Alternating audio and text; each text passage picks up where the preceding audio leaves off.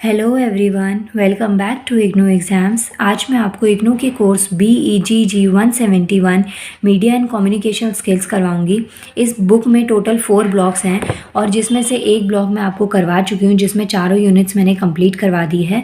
आज मैं आपको सेकेंड ब्लॉक की सेकेंड यूनिट करवाऊँगी। इसकी फर्स्ट यूनिट मैंने ऑलरेडी करवा दी है। यहाँ पे देखिएगा, ये आपके पास में सेकेंड ब्लॉक है जिसमें 4 यूनिट्स गिवन है, जिसमें से फर्स्ट यूनिट मैंने करवा दी है टाइप्स ऑफ एडवर्टाइजिंग। आज मैं आपको इसकी यूनिट 2 करवा रही हूँ, पब्लिक सर्विस एडवर्टाइजमेंट्स, और इसमें इसके 2 चेक योर प्रोग्रेस मैंने करवा दिए हैं। आज हम इस यूनिट को आगे कंटिन्यू करेंगे। देखिए यहाँ पे ये क्वेश्चन तक मैं कंप्लीट करवा चुकी हूँ। आज मैं आगे इस चैप्टर को कंटिन्यू करूँगी। अब यहाँ पे देखिए हेडिंग क्या गिवन है, स्क्रिप्टिंग द एडवर्टाइजमेंट। अब गाइज़ आपको ना ये चीज़ मैंने बताई कि एडवर्टाइजमेंट बहुत ज़रूरी है। आप अपने प्रोडक्ट्स का, अपनी आइडियाज़ का, अपनी चीज़ों की सेल बढ़ा सकते हैं, प्रमोशंस कर सकते हैं, लेकिन उसके लिए ना एक स्क्रिप्ट, और वो भी बहुत अच्छी और क्रिएटिव जो स्क्रिप्ट है ना, वो होना बहुत ज़रूरी है। क्योंकि मार्केट में इतनी सारी चीज़ें, इतने सारे प्रोडक्ट्स अवेलेबल हैं, लोग आपके ही प्रोडक्ट को क्यों देखें, आपकी ही जो एडवर्टाइजमेंट है उसी को इंपॉर्टेंस क्यों मिले। तो इसके लिए जो स्क्रिप्ट है ना, उसकी अच्छी और इफेक्टिव राइटिंग बहुत ज़्यादा इंपॉर्टेंट होती है। सो एडवर्टाइजमेंट क्या है, एक फॉर्म ऑफ कम्युनिकेशन है, लेकिन इसका एक फंडामेंटल सोशल प्रिंसिपल होता है जिसमें रिलेशनशिप होता है सेंडर और रिसीवर के बीच में। इसे हम एक्ट ऑफ शेयरिंग भी कहते हैं। मतलब कि आपने कोई एडवर्टाइजमेंट करवाई, आप वहाँ पे शेयर करें और वो चीज़ रिसीव हुई, लेकिन वो जो रिसीव हुई ना, वो भी एक अच्छे इफेक्टिव वे में होना चाहिए। अब होर्डिंग्स बहुत सारी लगी होती है, बैनर्स बहुत सारे लगे होते हैं, लेकिन फिर भी ना ऐसा नहीं है कि हर चीज़ की सेल बढ़ती है, हर चीज़ में प्रॉफिट होता ही होता है। तो ये चीज़ डिपेंड करती है कि जो आपकी एडवर्टाइजमेंट थी ना, उसकी स्क्रिप्ट कितनी अच्छी थी और कितनी यूज़फुल थी। यहाँ पे कम्युनिकेशन जो होता है उसके 2 डिफरेंट वेज आपको दे रखे हैं। एक होता है प्रोसेस और एक होता है एडवर्टाइजर, जिसको सेंडर कहते हैं, to meet the objectives and felt needs of the audience, जिसको रिसीवर कहते हैं। मतलब कि जो भी सेंडर होता है, एडवर्टाइजर होता है, जो एडवर्टाइजमेंट करवा रहा है, उसको लोगों की जो बेसिक नीड्स होती हैं उनको ध्यान में रखना बहुत ज़्यादा ज़रूरी होता है। इसका बहुत बेसिक सा एग्जांपल मैं देती हूँ कि मानिए विंटर्स का टाइम है, तो जो विंटर्स के कपड़े हैं ना, लोगों में डिमांड उसी की होगी, बेसिक नीड लोगों की वही होगी। तो उस टाइम पे अगर आप कूलर और एसी की सेल करेंगे या समर कलेक्शन सेल करेंगे ना, तो उसमें आपकी सेल के साथ साथ आपके टाइम का भी बहुत बड़ा लॉस होगा। तो ये चीज़ इंपॉर्टेंट होती है कि जो जिस तरीके की ऑडियंस है उसको टारगेट होना बहुत ज़रूरी होता है। तो फर्स्ट जो पार्ट है इसमें जो स्क्रिप्टिंग द एडवर्टाइजमेंट है, इसमें आपके 2 मेन कैटेगरीज आती हैं। एक होता है target audience and second one is creative strategy. तो टारगेट ऑडियंस फर्स्ट है, जैसे कि radio reaches a large segment of lower income groups. जो रेडियो है ना, ये मीडिया ऑफ कम्युनिकेशन है, मास कम्युनिकेशन का एक पर्पस होता है, डिवाइस होता है जिसका आप यूज़ करते हैं। और जिन लोगों की इनकम बहुत कम होती है, जो ज़्यादा कुछ अफोर्ड नहीं कर सकते, वो भी रेडियो को ख़रीद लेते हैं, और उनके लिए ये एक अच्छा सोर्स होता है किसी भी नॉलेज या लेटेस्ट न्यूज़ के अपडेट के लिए। Is a very effective medium for dissemination of information. मतलब कि जो रेडियो है ना, वो बहुत ही इफेक्टिव मीडियम है इन्फॉर्मेशन को स्प्रेड करने के लिए फॉर द इलिटरेट पीपल। जो इलिटरेट और जो मतलब गरीब और कम पढ़े लिखे लोग हैं, जिनको ज़्यादा नॉलेज नहीं है टेक्नोलॉजी की, या ज़्यादा चीज़ें उनको समझ में नहीं आती हैं, तो उनके लिए ये रेडियो जो है काफ़ी अच्छा सोर्स हो सकता है। द PSA मतलब कि पब्लिक सर्विस अनाउंसमेंट, जो पहले की वीडियोस में मैं कवर कर चुकी हूँ। Over radio can make this group aware of issues and motivated towards the action. अब इसमें PSA जो है वो अगर रेडियो के साथ में अटैच हो जाता है, तो ये काफ़ी ज़्यादा इंपॉर्टेंट रोल प्ले करते हैं। मतलब कि लोगों में अवेयरनेस स्प्रेड करना अपने क्लाइमेट को लेके, नेचर को लेके, और जो चीज़ उनकी हेल्थ से रिलेटेड इंपॉर्टेंट है। So those who write and design advertisement, commercial and PSA must know the consumers who are expected to listen to them। मतलब कि चाहे वो PSA हो, पब्लिक सर्विस अनाउंसमेंट हो, या जो कमर्शियल एडवर्टाइजमेंट्स होती हैं, या कोई भी तरीके की जो एड्स होती हैं, उसमें जो एडवर्टाइज़र होता है उसके लिए जो मेन चीज़ होती है वो यही होती है कि उसे अपने जो ऑडियंस है उसको टारगेट करना चाहिए। लोगों की क्या बेसिक नीड होती है, क्या वो जानना चाहते हैं, क्या वो पॉइंट्स को सुनना चाहते हैं, तो उस चीज़ पे जो एडवर्टाइज़र है उसको वर्क करना चाहिए। अब ये बहुत बेसिक सी चीज़ है। मानिए आप किसी से कोई होप लगाते हैं, तो आप उससे ना कुछ चीज़ें सुनना चाहते हैं, तो जो चीज़ आप सुनना चाहते हैं अगर आपको वही आंसर मिलता है, तो आप क्या होते हैं, आप सेटिस्फाई रहते हैं, आप ज़्यादा इरिटेट नहीं होते। लेकिन एक्सपेक्टेशंस के अलग अगर आपको कोई आंसर मिलता है जो आप सुनना भी नहीं चाहते, और वो चीज़ आपको मिलती है, तो उसमें आपका रिएक्शन बहुत ही ख़राब होता है। सेम चीज़ यहाँ पे यही है कि जो एडवर्टाइजमेंट्स होती हैं वो लोगों की नीड्स के ऊपर, लोगों की डिमांड के ऊपर होनी चाहिए। The target group should be measure both quantitatively और क्वालिटेटिवली। जो टारगेट ग्रुप है उसको क्वांटिटी वाइज भी, मतलब कि जितना ज़्यादा अमाउंट होगा, जितना मास कम्युनिकेशन होगा, प्रोडक्ट की सेल उतनी ही ज़्यादा बढ़ेगी। तो क्वांटिटी के भी ऊपर ध्यान देना होता है, क्वालिटी के ऊपर भी, कि जो आपका कंटेंट मटेरियल है, एडवर्टाइजमेंट है, जो उसकी स्क्रिप्ट है वो कितनी ज़्यादा अच्छी है। तो ये चीज़ हो गई टारगेट ऑडियंस में। सेकंड आता है क्रिएटिव स्ट्रेटजी। क्रिएटिव स्ट्रेटजी क्या होती है कि जो मैसेज होता है उसके कंटेंट से रिलेट करती है। The basic message content is to be understood and analyse before preparing the copy. मतलब कि अगर आपने कोई मैसेज प्रिपेयर किया, कोई एडवर्टाइजमेंट प्रिपेयर करी है लोगों में पब्लिश करवाने के लिए, तो पहले उससे उसके कॉन्सिक्वेंस, उसके साइड इफ़ेक्ट्स, उसके पॉजिटिव साइड्स, आपको हर चीज़ उसकी पहले खुद से ऑब्जर्व और प्रिपेयर करनी चाहिए। The creative message is usually based on such questions. जो क्रिएटिव मैसेज है कितना इफेक्टिव हो सकता है वो इन क्वेश्चंस के ऊपर क्या करता है, डिपेंड करता है।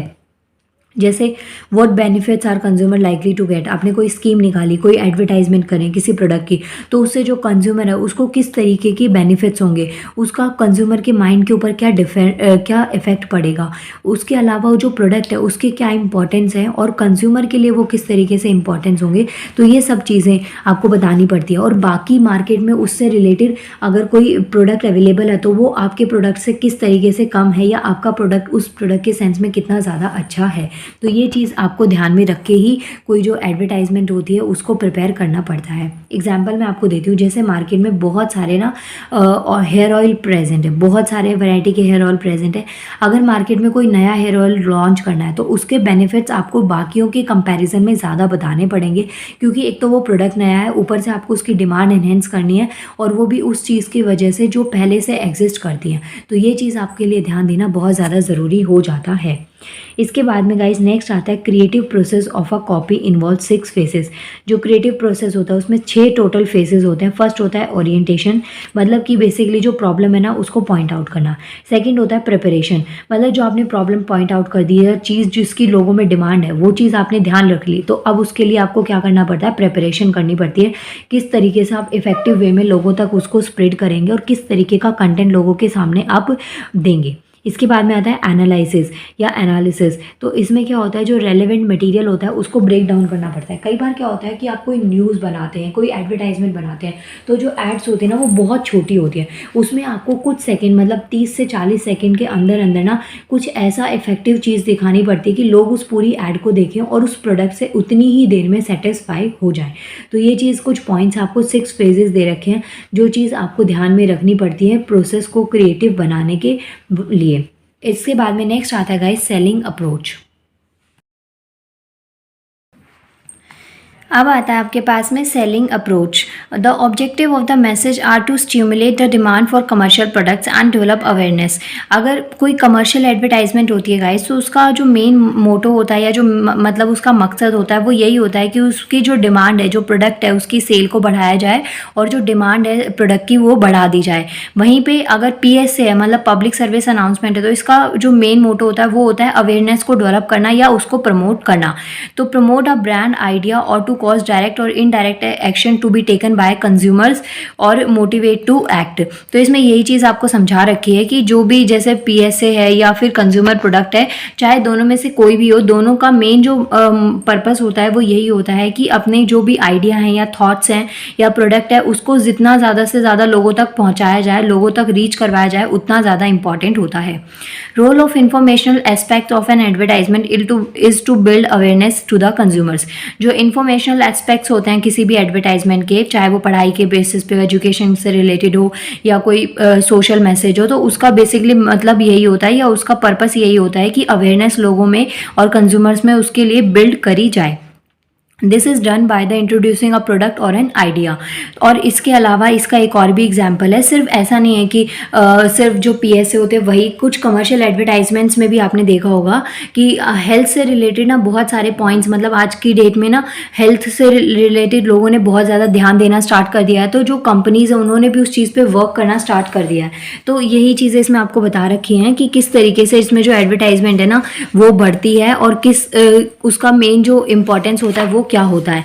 एज सच इसमें कोई भी इतना इंपॉर्टेंट इसमें अभी कुछ दिया नहीं है इस वाले पैराग्राफ में, बस ये है कि आपको हर एक पॉइंट को एक बार थोड़ा पढ़ लेना है, क्या पता एग्जाम में कुछ भी आ सकता है आपका, तो उससे रिलेटेड आपको थोड़ा आइडिया होगा तो तभी आप कनेक्ट करके भी लिख पाएंगे आंसर्स को। Any strategies for advertising a product और एन आइडिया, मतलब कि कोई भी प्रोडक्ट है या फिर आइडिया उसको आप एडवर्टाइज करवा रहे हैं तो उसके लिए मेनली आपके पास में जो स्ट्रेटेजी होनी चाहिए वो क्या है, एक तो होती है अपील स्ट्रेटेजी, सेकंड है humour strategy and third one is comparison advertising. Okay, जो कंपैरिजन एडवर्टाइजिंग है ना, या जो कंपैरिजन है ये ज़्यादातर आपको पॉलिटिक्स में देखने को मिलता है। पॉलिटिक्स में क्या होता है, जो दो पार्टीज होती हैं, एक जो पावर में होती है और एक जो अपोजिशन पार्टी होती है, तो वहाँ पे वो एक दूसरे को ना मैनिपुलेट करने में लगे रहते हैं, दिखाते हैं कि हाँ ये पार्टी ने ये चीज़ में पीछे थे, ये नहीं, गुड साइड तो दोनों पार्टीज एक दूसरे की बिल्कुल भी नहीं दिखाते हैं, तो ये चीज़ कंपैरिजन एडवर्टाइजमेंट में आता है।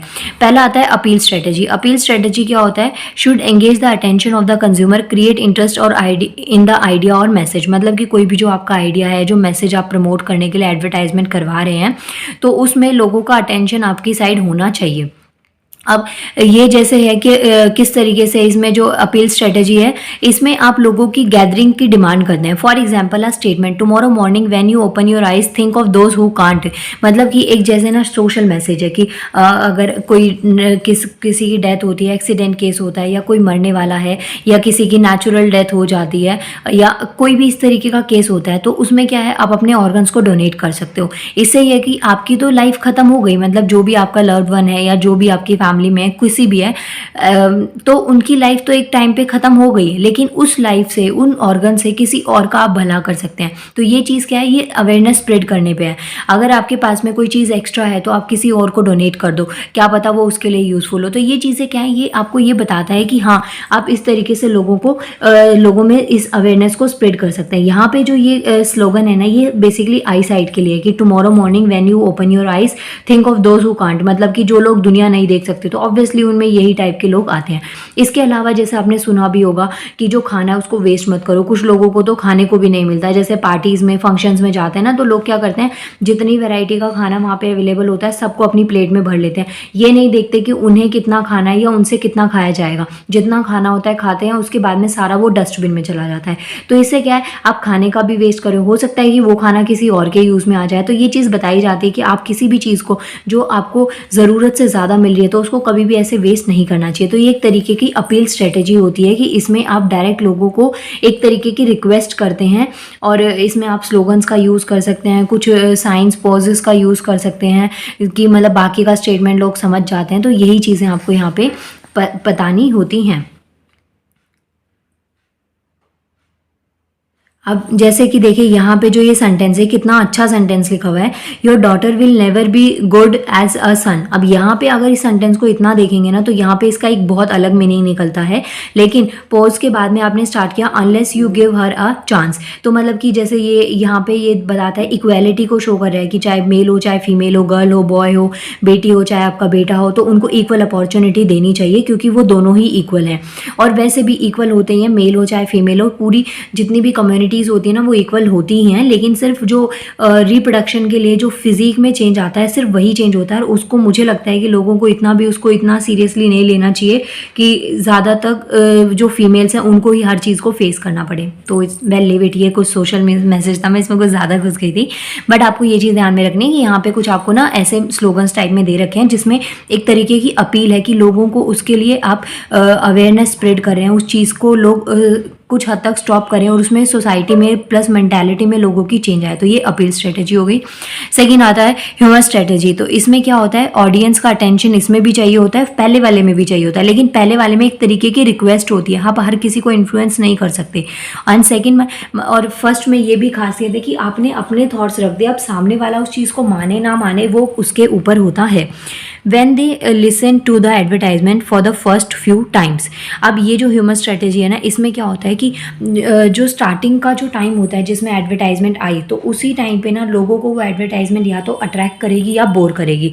मतलब कि हो सकता है कि वो पूरी एडवर्टाइजमेंट को सुने और हो सकता है कि वो पूरी एडवर्टाइजमेंट को ना भी सुने। तो ये चीज़ आपकी कितनी इफेक्टिव होगी ये इसके ऊपर डिपेंड करता है। इसके बाद में गाइज नेक्स्ट आता है कंपेरेटिव एडवर्टाइजिंग या फिर क्रिएटिव strategy.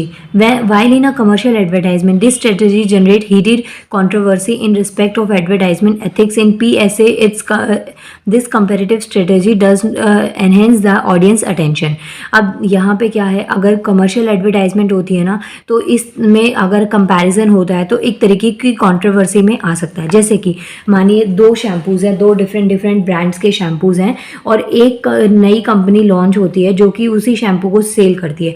तो अब उसने जो भी अपने शैम्पू का नाम रखा, लेकिन उस कंपनी के पास में ये कोई राइट नहीं है कि वो किसी और कंपनी के या किसी और ब्रांड के शैम्पू को गलत बताए या ऐसा कुछ करे। तो इसलिए आपने एड्स भी देखी होंगी, चाहे आप कोई हेयर ऑयल की देखें, चाहे सोप्स की देखें और या फिर शैम्पूज़ की देखें, उसमें जो भी जिस भी ब्रांड का प्रमोशन होता है उसके अलावा जो अपोजिट ब्रांड वो लोग लेते हैं ना, वो मतलब उस पर कोई नाम नहीं होता, वो एकदम ब्लैंक सा होता है। तो उसमें आप ये किसी भी कंपनी या किसी भी एडवर्टाइज़र के हाथ में ये चीज़ का राइट नहीं होता कि वो अपने प्रोडक्ट को अच्छा बताने के चक्कर में किसी और प्रोडक्ट को बुरा बता दे।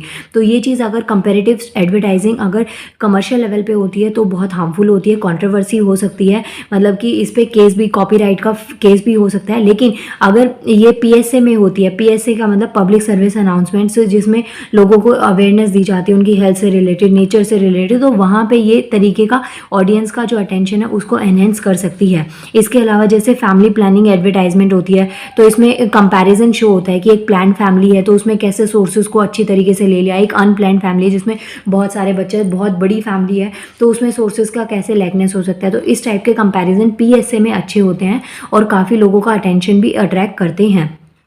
इसके अलावा जैसे स्लोगन है small family is a happy one, तो इसमें जो स्मॉल फैमिली है इज़ अ हैप्पी वन में तो आप इसमें बता सकते हैं कि स्मॉल फैमिली किस तरीके से अच्छी है, किस तरीके से उसके बेनिफिट्स होते हैं। तो ये जो कंपैरेटिव एडवर्टाइजिंग है ये इसी तरीके से है कि अगर आप कमर्शियल लेवल पे करते हैं तो वो हार्मफुल है, लेकिन अगर आप PSA के अकॉर्डिंग करते हैं तो वो ज़्यादा बेनिफिशियल होता है। अब यहाँ पे आपको ना कुछ एडवर्टाइजमेंट दे रखे हैं, जैसे सिंपल और डायरेक्ट स्लोगन्स गिवन है, यहाँ पे ये टायर्स है और ये अमूल का है, मतलब कि ये इस तरीके के ब्रांड्स हैं। और यहाँ पे जो है ना ये PSA के बेसिस पे है कि आई डोनेशन कैंप है, तो वहाँ पे इस तरीके से आपको ये एक तरीके का दे रखा है। उसके अलावा इसमें जिंगलिंग दे रखे हैं, जिंगलिंग का मतलब कुछ पोएम लाइक कोटेशंस होती है ना, तो उससे लोग ना ज़्यादा अट्रैक्ट होते हैं। तो ये चीज़ आपको यहाँ पे गिवन है। इसके बाद में गाइज यहाँ पे क्वेश्चन है आपका पास में चेक योर प्रोग्रेस 3 पे, आपको ऐसे ही ना कुछ रेडियो एडवर्टाइजमेंट बतानी है, कुछ प्रोडक्ट्स है और कुछ इश्यूज़ दे रखे हैं। तो ये आपको 3 इश्यूज़ दे रखे हैं, 3 प्रोडक्ट्स और इश्यूज़ हैं जिनके ऊपर आपको ऐसे रेडियो एडवर्टाइजमेंट के लिए आपको कंटेंट लिखना है। आप इसको फॉलो करते हुए अगर कोई मटेरियल है, कोई ऑब्जेक्टिव चीज़ है तो आप इस तरीके से कर सकते हैं, कोई इशू है तो उसके लिए आप इस तरीके का एडवर्टाइजमेंट क्रिएट कर सकते हैं। तो ये आप अपने बिहाफ पे कर लीजिएगा। इसके साथ में आपकी यूनिट 2 कंप्लीट होती है। इसके बाद में गाइज हम करेंगे यूनिट 3 जो कि नेक्स्ट यूनिट होगी TV एड्स एंड स्टोरी बोथ्स। अब मिलते हैं नेक्स्ट वीडियो में। Thank you so much.